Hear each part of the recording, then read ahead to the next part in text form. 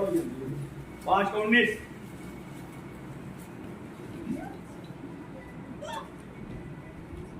इसीलिए जो कोई इन छोटी से छोटी आज्ञाओं में से किसी एक को तोड़े और वैसे ही लोगों को सिखाए, वह स्वर्ग के राज्य में सबसे छोटा कहलाएगा।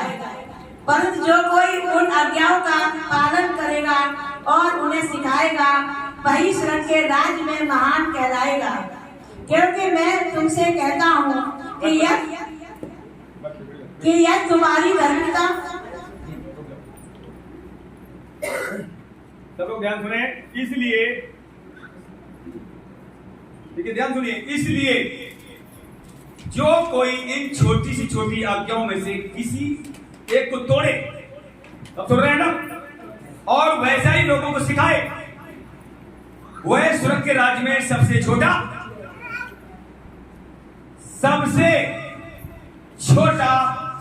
कहलाएगा। वो जो आज्ञाओं को तोड़ेगा और वैसा ही सिखाएगा। तो आप देख लो, अगर मैं आपको ठीक से नहीं सिखाता हूं, आज्ञा कुछ जैसे बोने प्रचार बहुत से लोग नहीं करते, हम लोग बोने पे प्रचार कर रहे हैं। कुछ लोग बोने प्रचार नहीं करते हैं। दसमान देना जरूरी नहीं, वो भी देना जरूरी है, ये भी एक आज्ञा थी। आप देखो, दसमान जब लोग अपने जो बोते नहीं है, उनकी ब्लेसिंग बोने की वजह से रुकी रहती। और आप देखा नया नियम में भी पौलुस कहता है, जिन्होंने थोड़ा बोया थोड़ा काटा, जिन्होंने ज्यादा बोया। आप बहुत लोग वचन सुनते हैं निर्वाचन जी के। अब देखिए, आज भी वो कलीसिया में से खाते नहीं, उनके पास बिजनेस पहले से ही। कितना ईमानदार आदमी, ऐसा ईमानदार अगर आप बनोगे, माला मार कर दिए। अब जब सपोज करो हमारे पास काम ही, जब मेरे पास काम था, मैंने भी कलीसिया पता, जब तक मैं काम करता रहा, जब तक खुद से बन नहीं गई, मैंने किसी का आगे कलीसिया नहीं थी, उससे पहले हम नहीं बनाए, आज बनाऊंगा।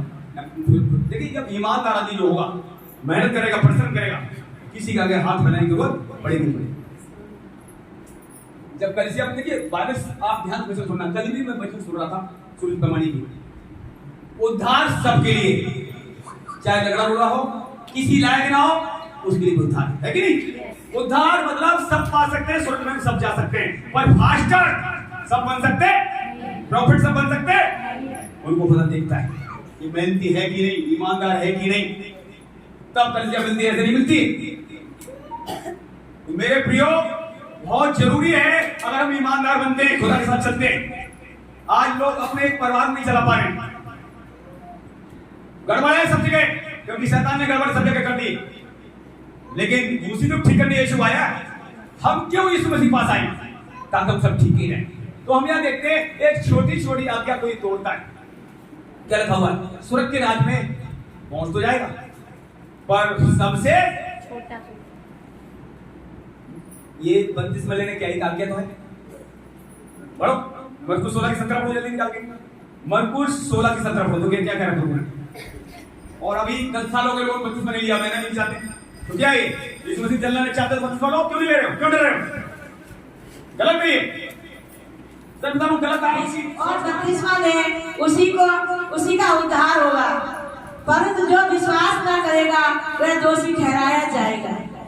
आपने विश्वास किया, सबने हमने विश्वास किया, हालांकि 32 में हमें भी अंकल नहीं दिया, बाद लिया मैंने तो पासवान को ठहरा दिया, हमें तो लेना जल्दी था। अभी गांव में गए, जहां गांव गए, पता है एक महीने वालों ने 32 में लिया। हाँ, ये जरूर है, 32 में जो लेना चाहते हैं उससे पहले क्लियर पूछ लो, यीशु मसीह में रहना चाहते हैं कि बुराई उसमें कराना पड़ेगा। हमारे लोग 32 में रहने वाले लोग बीड़ी पी रहे नहीं छोड़ रहे, तो गलती किसकी? हम तो सबसे पहले पूछते हैं, बीड़ी छोड़ो, बुराइयां छोड़ो, नशा छोड़ो, यीशु मसीह में रहना चाहते हो तो 32 में लो, नहीं तो 32 में लेने के बाद फिर ये गलत काम करने के बाद फिर प्रभु भोज में बैठे जाती, जिन्होंने 32 में ले लिया, अब उन्हें प्रभु भोज में सामने होना पड़ेगा। उसके बाद लोग नशा करके प्रभु भोज ले रहे, दंड आएगा लिखा हुआ। अब जो लोग 32 में नहीं ले रहे कि 32 में लेने के बाद कहीं हमारे बच्चों की शादी ना हो, देखिए यहाँ कौन सा तुम्हारे ऊपर ठप्पा लगाया है 32 मारा, वो तो अंदर से प्रभु आपको आज्ञा मानना सिखा रहा है। ऐसा ना, यहाँ कोई सर्टिफिकेट आपको नहीं दे रहा है, ना आपके चेहरे नहीं दे रहा है कि आपने 32 में ले लिया, और ले लिया है तो आप खुल के बताने में क्यों करते हैं? हम प्रभु के हमने 32 में ले लिया, क्या जब आप खुल के बताते हैं तो यहोवा भी खुल के काम करता है। जब हम डरते रहते, पता शैतान क्यों आपके पीछे ज्यादा घूमता है? लोग शक में, संदेह में डरते रहते, पूरी गली में जानती है ये तो यीशु मसीह ईसाई है, तो कोई बात नहीं, बोल नहीं सकता। तो क्या तुम्हारी ईसाई होने से क्या हो जाएगा? ईसाई मानो तुम हमें, कोई दिक्कत नहीं। ईसाई है पर कसाई तो नहीं है। कसाई को तुमने निकाल दिया। कसाई पहले थे, पहले लोगों को लूटते थे, मारते, एक गाली देते हम 4 गाली देते थे। कसाई से तो ईसाई बन गए कम से कम। अब बताइए, कसाई लोग क्या करते हैं? दूसरों को मारते, पीटते, काटते, वहां से तो निकल आए, ईसाई तो बन गए। लेकिन कलाम आप बाइबल पढ़ो, पूरी बाइबल लिखा हुआ है, कहीं ईसाई शब्द मिलेगा? झूठे झूठे इल्जाम। जब मेरा मकान बन रहा था, इन्हें तो कई लाख रुपए मिला है। आज से 2015 में जब मकान बना था, 8 साल पहले मकान बनाया, तब से मेरा लगा था 14 लाख रुपए। बताइए आप, लोग कह रहे थे पैसा मिला बाहर से पैसा मिला भाई, बोलने तो इनके मुंह बंद खुला करेगा। तो हो सकता आप सादा सादा बिहेव कर रहे हैं, यही तो सेना, यही तो पुरुष लेकर चलना है। और चलना क्या बताओ आप? बुरे काम मतलब जिन भाइयों ने दारू छोड़ दी, नशा छोड़ दिया, उनसे बाद में बोला जाएगा ये फेक कर, जब छोड़ देगा तब तुम्हारी बुराई ज्यादा होगी। हाँ, अब लोग क्या करते हैं? अब तो मैंने नशा भी छोड़ दिया, व्यभिचार छोड़ दिया, उसके बाद हमारे घर वाले, बाहर वाले मेरे पीछे लगे रहते हैं। अलग क्यों लगे रहते हैं वो? आप दोबारा पाप न करें। ध्यान सुन लो, अगर तुम्हारा कोई निंदा करने वाला नहीं है, दोबारा उस पाप में आप पी सकते हैं। जहां से आप निकले, दारू पीने वाले दोबारा दारू पी सकते हैं। इसलिए अगर आपकी कोई निंदा भी कर रहा है, प्रभु साहब कहा है मेरी वजह से तुम्हारी कोई निंदा कर रहा है, झूठी झूठी बातें तुम्हारे प्रभु बोल रहा है, मेरे नाम की वजह से तुम जो सह रहे हो, तुम्हारे लिए स्वर्ग में बड़ा फल लिखा है। तो आज अगर यीशु मसीह के नाम से अगर बपतिस्मा ले रहे हो, तो ये आज्ञा किसकी बताना? अब सूली पर मैंने बताया 2 डाकू लगे थे, यीशु बीच में और दाएं बाएं 2 डाकू थे। एक डाकू ने कहा प्रभु तू अपने आप बचा और मुझे बचा ले, तो मैं तुझे जानूंगा तू यीशु है कि ऐसी बात बोली। उसने सोचा ऐसा बोलूंगा तो खुदा हो सकता मुझे बचा ले, पर उसका कोई उत्तर नहीं आएगा। एक ने कहा चुप हो जा, तेरे काम मेरे काम दोनों के गंदे काम, तुझे सजा ठीक मिल रही है, हमें सजा ठीक मिल रही है, हमने गलत काम किए थे, इसीलिए सूली पर मुझे चढ़ाया गया। एक डाकू बोल रहा है, दूसरा वाला और कह रहा ये जो यीशु है ना, इसने कोई गलत काम नहीं किया, इसे सजा गलत मिल रही है। और फिर देखिए क्या कहा उसने यीशु से, प्रभु जब तू अपने राज्य में आए मेरी सुनी लेना, ये कहा। और ये कहते ही उत्तर आया यीशु की जबान से, आज ही तू मेरे साथ स्वर्गलोक में होगा। और इस मसीह की जब आप ठीक से निकाल करते, ठीक से प्रार्थना करते, शर्माते नहीं, उत्तर सबसे जल्दी आता है। लोग शर्माते रहते हैं, कहते नहीं हम यीशु मसीह के, छिपते रहते हैं। रुकावट ये ज्यादा है। अपने गली में बता लो मैं तो ईसाई हूं, बोलो मैं तो यीशु की ईसाई मत बोलो सब मैं तो यीशु मसीह मानती हूं, यीशु मसीह स्वर्ग का मालिक है, इसलिए मैं उसके पीछे चलती हूं। अपनी गवाही बताओ और डरने की कोई जरूरत कलाम पढ़ो। ये किसके हाथ में बताना है? परमेश्वर के। जो आपका नुकसान कर रहे हैं या करना चाहते हैं या आपकी बुराई कर रहे हैं, ये सबके मन किसके हाथ में? परमेश्वर के। आप देख लो, वो तो जानवरों को मनों को बदल देता है। इंसान तो इंसान रहा, पता है अगर हम खुल के नहीं बोलते, हम पढ़ के जाते हैं, बंदा खुल के बोलता की डरता की डराया जाएगा, गोली मारने का आदेश दिए जाएंगे, काम रोकने का आदेश दिए जाएंगे। डरोगे नहीं तो खुदा कह रहा है मैं उन्हें डरा। अगर आप नहीं डरोगे तो जो लोग डरा रहे हैं उन्हें डरा दिया। पढ़ो ये यिर्मयाह में लिखा हुआ है, यिर्मयाह से परमेश्वर कह रहा है ये वचन जाके सुना सबके सामने, और तू डरना मत, घबराना मत। अगर तू डर गया, घबरा गया तो मैं तुझे घबरा। पढ़ो वचन, क्योंकि एक एक व्यक्ति के, चाहे वो मोदी को हो, एक एक नेता के मन यहोवा के हाथ में रहते हैं। बोलो राजाओं का मन यहोवा के हाथ में है। जैसे नालियों मुड़ती पानी मुड़ता है, वैसे वो मोड़। और हम सब परखे जाएंगे तभी स्वर्ग में पहुंचाए। डरपोक लोग स्वर्ग के राज की बारिश, मूर्ति पूजक, झूठ को चाहने वाला, करने वाला स्वर्ग के बाहर रहेगा। आज अंतिम दिन हम पहुंच गए। आज बपतिस्मा नहीं लोगे, कब लोगे? जब यीशु आ जाएगा तब।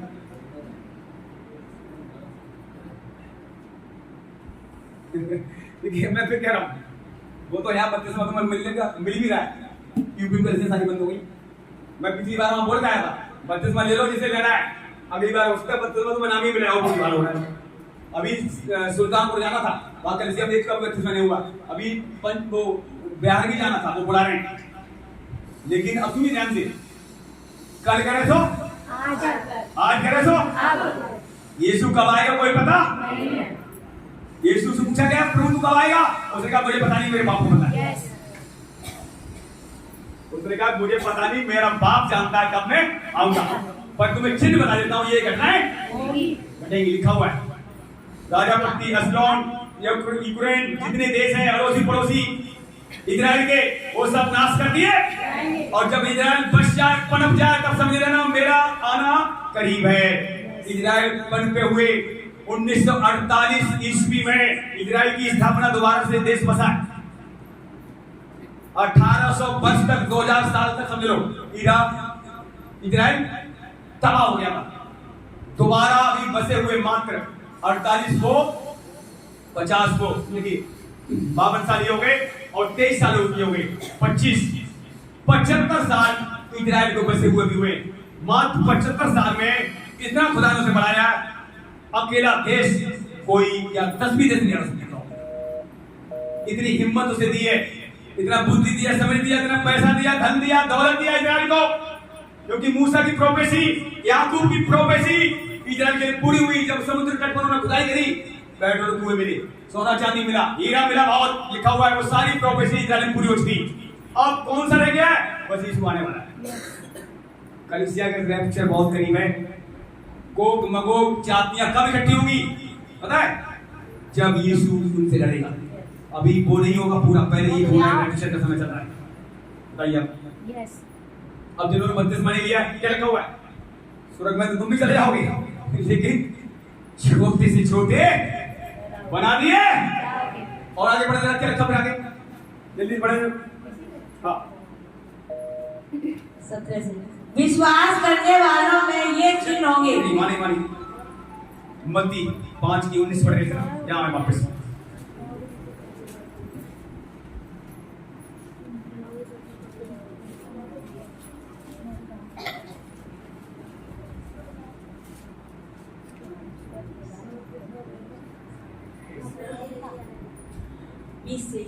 क्योंकि मैं तुमसे कहता हूँ कि यदि तुम्हारी धार्मिकता शास्त्रियों और फरीसियों की धार्मिकता से बढ़कर ना हो, तो तुम स्वर्ग के राज्य में कभी प्रवेश न करने पाओगे। बस सुनिए, वो शास्त्री लोग थे, जो फरीसी लोग थे, वो क्या करते, क्योंकि उनकी धार्मिकता क्या थी?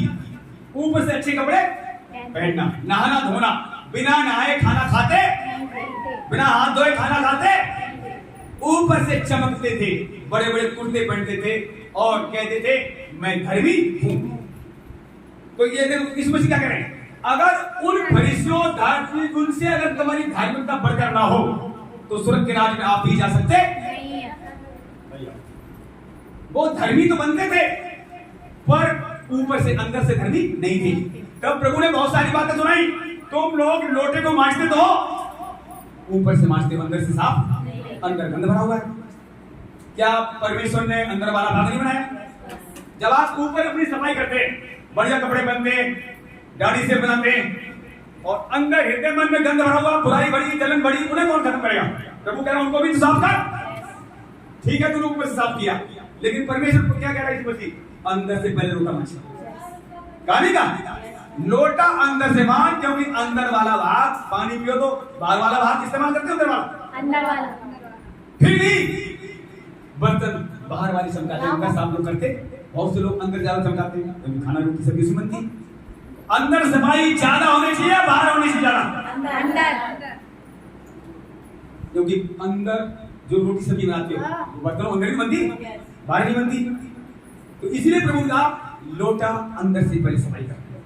अंदर वाला भाग परमेश्वर क्या नहीं बनाया, लेकिन हम आज अंदर से नहीं साफ होना चाहते।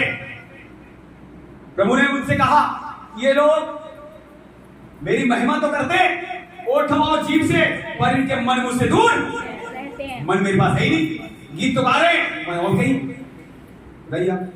और खुदा क्या कह रहा है? यीशु मसीह मन मुझे दे दी, और यही शैतान यही से आप निश्चय करता है। मन, अगर आप मन की रखवाली कर ली, मन की चौकसी आपने कर ली, तो कोई ताकत हरा मन प्रभु को दो डेली। आज तो वो समय चल रहा है, डेली मन सौंपो, अपना हृदय सौंपो कि आगे प्रभु दो, क्योंकि इन्हीं से खिलवाड़ शैतान हर दिन आपके साथ करता है। आपके मन को डाइवर्ट करता है, आपकी जीभ और गुस्सा दिलाता है। जीभ और गुस्सा आती है तो क्या निकलता है? अच्छी शब्द निकलते हैं। नहीं। इसीलिए हम यहाँ जल्दी से एक वचन और देखते हैं, क्योंकि परमेश्वर हमारे बीच में है और वो नहीं चाहता है हमारे बच्चे हमारी ना सुने। सुनने की वजह से निकालेंगे।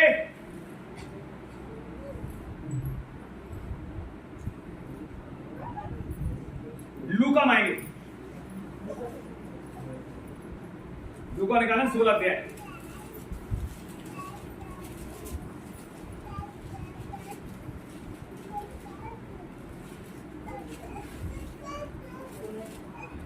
अब देखिए ध्यान से पढ़ेंगे लूका 16 और उसका 1 से पढ़ते जाएंगे, ठीक है? अब लोग इस वचन को ध्यान सुनना आप लोग।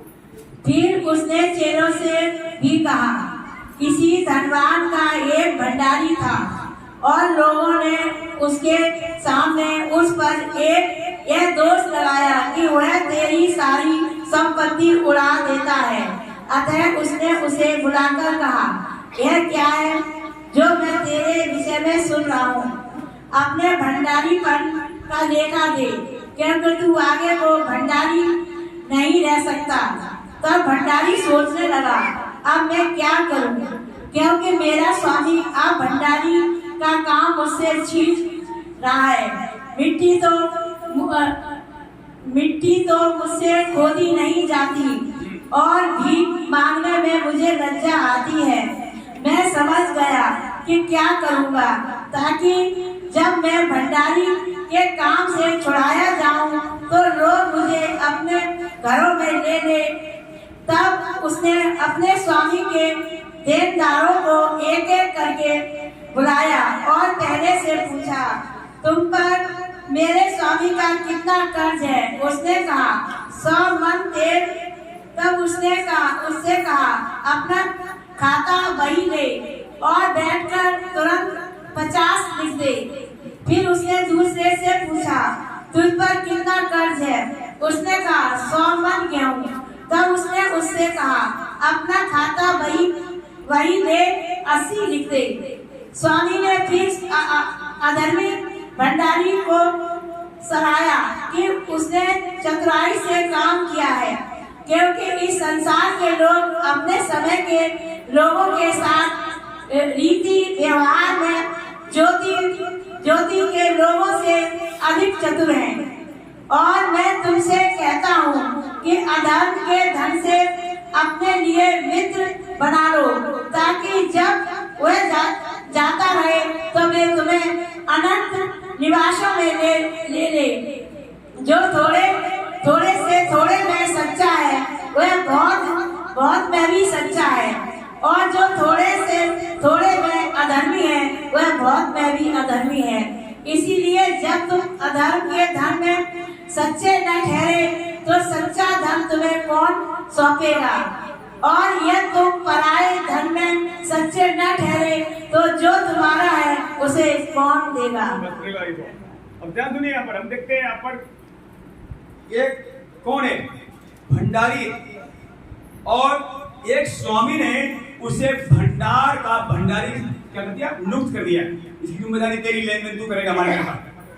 तो यहाँ देखते हैं जो भंडारी है उसकी शिकायत हो गई है। लोगों ने शिकायत करी, तेरा भंडारी ठीक से काम कर रहा, और स्वामी पता लग गया। अब स्वामी ने उसे बुलाया और कहा, तू काम ठीक से नहीं कर रहा है, इसीलिए अब मेरे यहां से तेरी छुट्टी की। ध्यान से लोगों को जॉब ठीक से नहीं करता है, अगर उसका काम कोई पकड़ा जाता गलत तो मालिक क्या करते, उसे निकाल देते। और ये बंदे के कुछ गलत काम की शिकायत हुई और मालिक ने, स्वामी ने बुलाया कि अब तेरे यहां से छुट्टी होगी, और इसे पता लग गया अभी क्या कर रहा है। अब ध्यान सुनिए, जबकि यीशु मसीह नहीं है, ये ज्योतिक संतान नहीं है और आप ज्योतिक संतान। इसलिए प्रभु एग्जाम्पल देके लोगों को वहां सुना रहा है। अंधेरे के लोग इतने चतुर हैं और ज्योति आने के बाद लोग मूर्ख बने रहते हैं, ऐसा लोग रहता है।